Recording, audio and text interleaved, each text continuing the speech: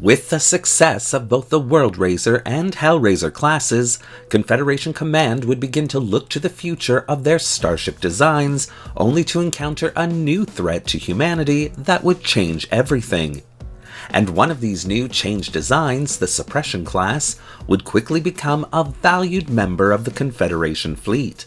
But what do we know about this intriguing single nacelle design? Well, today we'll find out.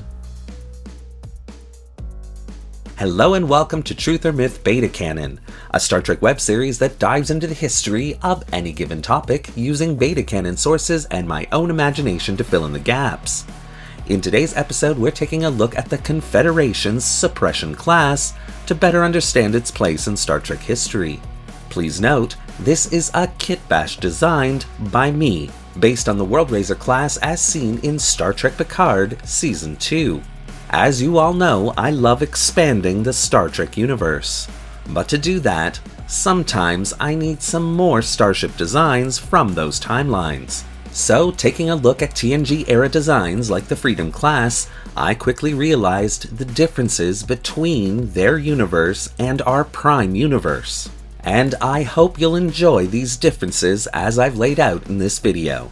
But of course, and as always, because this is just a bit of beta canon and fan fiction, all information relayed should pretty much be taken with a grain of stardust and only considered a little bit of Star Trek fun. And so, with all that out of the way, let's begin. The Worldraiser and Hellraiser classes were a triumph in Starship design for the Confederation. Sleek, powerful, and elegant, these two classes were sure to help keep the galaxy safe for humanity. But then, a new threat to Earth presented itself: the Borg. While conducting a routine threat assessment of System J25, the Worldraiser would encounter a single Borg cube.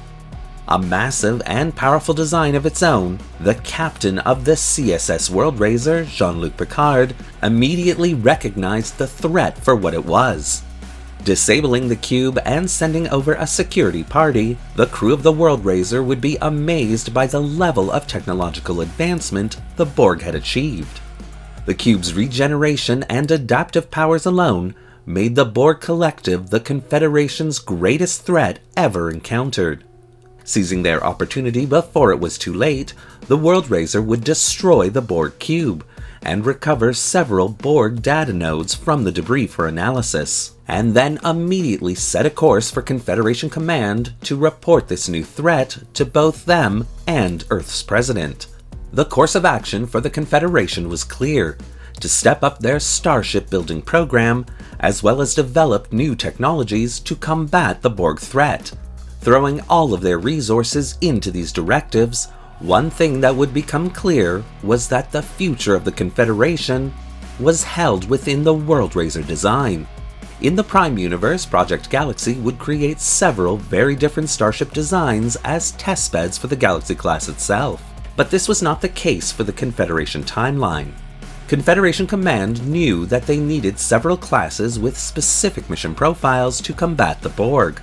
And since the Hellraiser class, with its reconfigured Worldraiser component design, had been so successful, they would begin to create similar classes using an assembly line type process. Expanding their main Starship building facility, Prefortis Planitia, orbiting Mars, they would set up several sections of the yard to construct individual components that would later all be quickly assembled within a staging area. To aid in this endeavor, the Confederation's best and brightest engineers would design new Starship classes using as many of these components as they could, which would greatly reduce construction time, churning out Starships at a rate that the galaxy had never seen before. All these great new Starship designs would also have another thing in common: large open interior spaces that could easily be converted to house new technology as it was developed to defeat the Borg. The first new Starship class off the line would be a relatively simple one, a single nacelle design named the Suppression Class.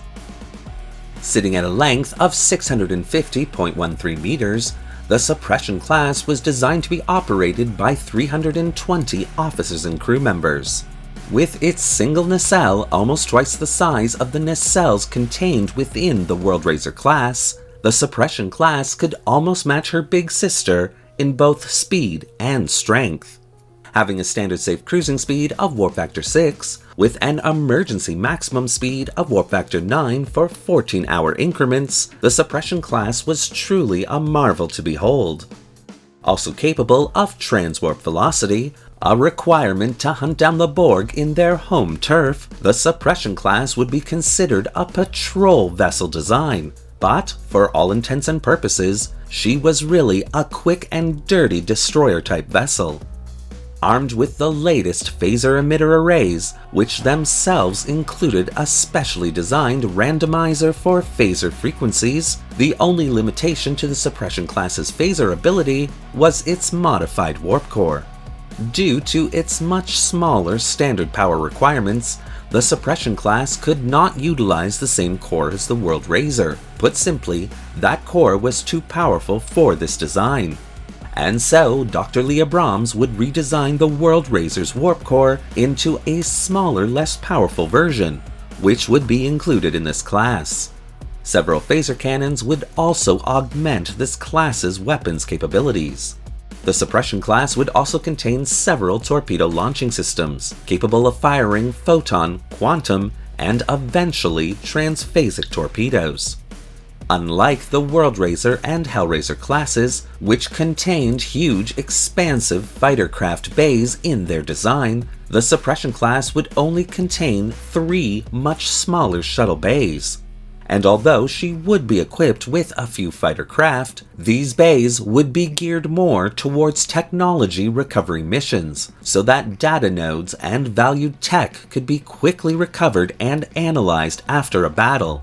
Special isolated transporter systems would also be included within the Suppression class, in case the Borg Collective attempted to infect a Starship class through that system. After its launch, the Suppression class would quickly become a favorite hero Starship design for security personnel that preferred the fast and dirty Starship battles, performing so well that the Suppression class design would last well into the 25th century, receiving periodic updates and refits to keep the class current. Designed as a patrol vessel class to defend the Confederation against the Borg threat, the Suppression class would end up becoming so much more, not only to those that served aboard one, but to Earth's population as well, earning this simple design its valiant place in Confederation history. Thank you for watching today's episode of Truth or Myth Beta Canon. What do you think of the Suppression class and the historical narrative that I've created here? Do you want to see more videos like this one? Well, leave your comments in the section below, and don't forget to like the video and subscribe to the channel, hitting that little bell icon so you won't miss a single video we release. Want to help the channel throw together fast and dirty Starship designs to defend humanity? Then consider becoming a channel patron, a major help that allows this channel to purchase resources and 3D models to keep it going. The link to our Patreon account is in the description below. Thanks again for watching, and remember, a safe galaxy is always a human galaxy.